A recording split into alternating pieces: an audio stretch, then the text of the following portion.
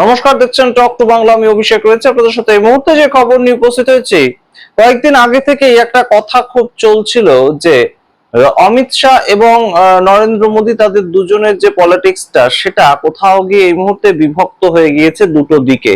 এবং সেই কথাটাই এই মুহূর্তে হয়তো কোথাও গিয়ে মনে হচ্ছে যে সঠিক ছিল। তার কারণ অমিত শাহ এই মুহূর্তে সম্পূর্ণ বন্দে মাতারাম এবং সেটাকে কেন্দ্র করে কংগ্রেস পার্টিকে কটাক্ষ করা, সেটার মাধ্যমে পলিটিক্স করতে চাইছেন। এবং অন্যদিকে নরেন্দ্র মোদী, তিনি জেন জিদেরকে নিজেদের দিকে আকৃষ্ট করতে চাইছেন। কারণ তিনি কোথাও গিয়ে হয়তো বুঝতে পারছেন যে জেন জি, জেন আলফা, এটা খুব একটা তাদের একদম যে পরিচিত চ্যাপ্টার সেরকম নয়। তাই জন্য তাদের ক্ষেত্রে নতুন সিলেবাস আনতে চাইছেন তিনি, অর্থাৎ তাদের কাছাকাছি যেতে চাইছেন এবং প্রত্যেক নেতাকে পাঠাতে চাইছেন। এগুলো আমরা আপনাদেরকে বিভিন্ন খবরে দেখিয়েছি, কিন্তু গুরুত্বপূর্ণ বিষয়, কংগ্রেস এই মুহূর্তে তাদের স্ট্যান্ড পয়েন্টটা ক্লিয়ার করেছে। কংগ্রেসের সিডব্লিউসির বৈঠক, এবং সেখান থেকে বেরিয়ে এসে কংগ্রেস জানিয়েছে যে আমরা বন্দে মাতরম তার দুটো স্তবকই গাইবো।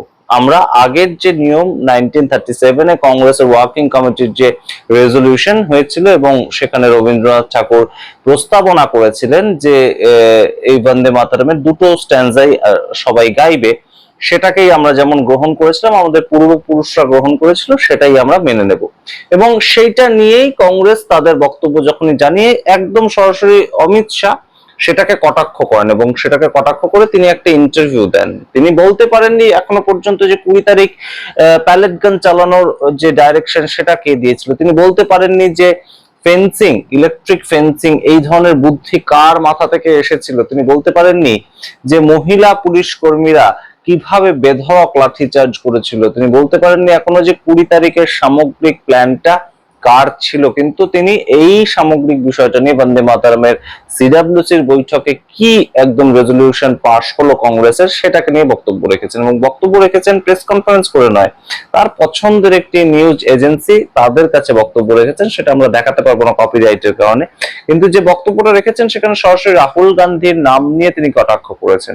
তিনি প্রাথমিকভাবে বলেছেন যে 1937 সালে তোষণমূলক রাজনীতি এবং তার সূত্র ধরে কংগ্রেস এই বন্দে মাতরমটা সম্পূর্ণভাবে গায়নি, এবং তারা দুটো স্ট্যান্জাকে বেছে নিয়েছিল। যে কথাগুলো বলছেন আমরা কোট আনকোট পড়ছি, আপনারা একটু খুব গুরুত্বপূর্ণভাবে শুনুন।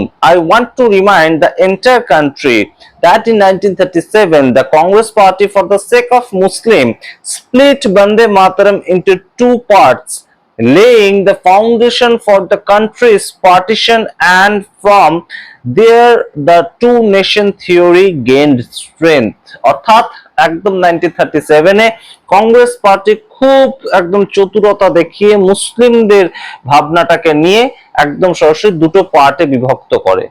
এবং তার পরবর্তীতে তিনি বিভিন্ন কথাবার্তা বলেছেন, এবং তার পরবর্তীতে তিনি একদম রাহুল গান্ধীর নাম নিয়ে বলছেন, under Rahul Gandhi's leadership the Congress party is once again vigorously advancing the politics। অর্থাৎ একদম সরাসরি তোষণের রাজনীতিটাকে তিনি ইঙ্গিত করেছেন, এবং সেই রাজনীতির কথা তিনি সরাসরি কিন্তু উল্লেখ করেছেন। এবং এই যে তোষণের রাজনীতিটা নিয়ে অমিত শাহ যখন বক্তব্য রাখছেন, তখন সরাসরি কিন্তু কংগ্রেসের পক্ষ থেকে মনে করিয়ে দেওয়া হচ্ছে যে মুসলিম লীগের সরকার, তাদের সঙ্গে সরাসরি ডক্টর শ্যামাপ্রসাদ মুখোপাধ্যায় তিনি সরকার তৈরি করেছিলেন, এরকম কংগ্রেস নেতারা বলছেন। बीजेपी के जो पूर्वज हैं, हिंदू महासभा के लोग, वीर सावरकर की पार्टी, वो मुस्लिम लीग के साथ सरकारें बना रही थी देश में 3-3 जगह।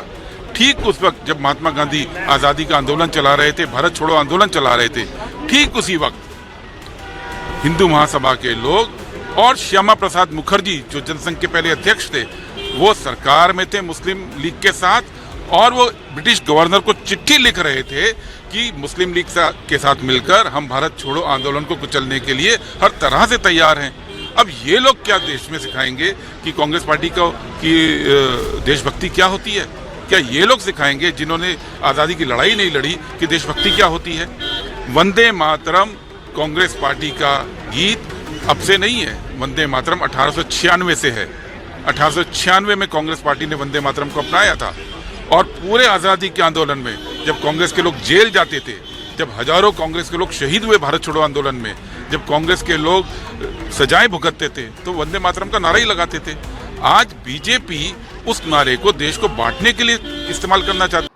আপনারা শুনলেন কংগ্রেস নেতাদের বক্তব্য এবং এই সম্পূর্ণ বিষয়টা নিয়ে সরাসরি কিন্তু সঞ্জয় রাউত, শিবসেনার একজন সাংসদ এবং নেতা, তিনি বলছেন যে এই সম্পূর্ণ বন্দে মাতরম নিয়ে এত ধরনের এত কথা তো বলছেন নরেন্দ্র মোদী এবং অমিত শাহ, তারা দুজন টেলিপ্রম্পটার ছাড়া পুরো 6টা স্ট্যান্জা গিয়ে দেখিয়ে দিতে পারবেন। এবং সেখানেই তিনি একদম সরাসরি ক্লিয়ার করে দিয়েছেন যে এটা কংগ্রেসের প্রস্তাবনা ছিল না, এটা রবীন্দ্রনাথ ঠাকুরের প্রস্তাবনা ছিল যে আমরা দুটো স্ট্যান্জা গাইবো, এত বড় গানটার আমরা দুটো স্ট্যান্জা গাইবো।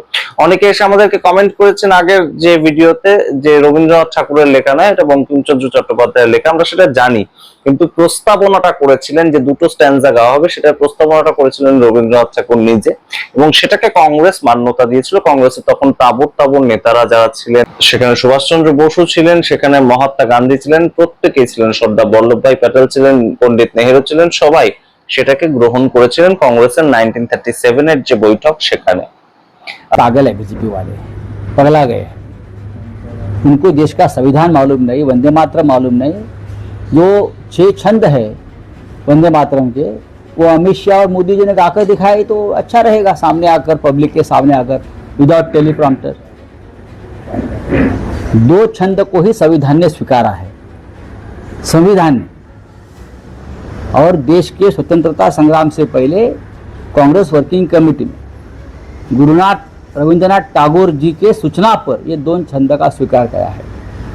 भारतीय जनता पार्टी गुरुदेव रविंद्रनाथ टैगोर से बड़ी नहीं है, ऊपर नहीं है। আপনারা শুনলেন সঞ্জয় রাউতের কটাক্ষ, এবং সরাসরি এই বিষয়টা এই মুহূর্তে কেন আরো গুরুত্বপূর্ণ বললাম যে নরেন্দ্র মোদী এবং অমিত শাহের মধ্যে মিল খাচ্ছে না এই মুহূর্তে যে কথাবার্তা, তার কারণ নরেন্দ্র মোদী তার নিজের যে ক্যাবিনেট সেখানে সরাসরি এই ধরনের একটা রেজলিউশন নিয়েছেন যে সোশ্যাল মিডিয়া দেখে এই মুহূর্তে বিভিন্ন মন্ত্রী যারা রয়েছেন তার ক্যাবিনেটে তাদের যে পারফরমেন্স সেটাকে বিচার করা হবে। এবং তিনি বলছেন যে প্রত্যেক নেতা তাদের জেলায় বিভিন্ন স্কুল ভিজিট করবেন, জেন জিদেরকে নিজেদের দিকে আকৃষ্ট করবেন, এবং সেটাই তাদের এই মুহূর্তে কাজ হবে, এবং সেটাকে ভারতীয় জনতা পার্টির প্রত্যেক নেতাকে, সেটা এমএলএ হতে পারেন, এমপি হতে পারেন, প্রত্যেককে করতে হবে।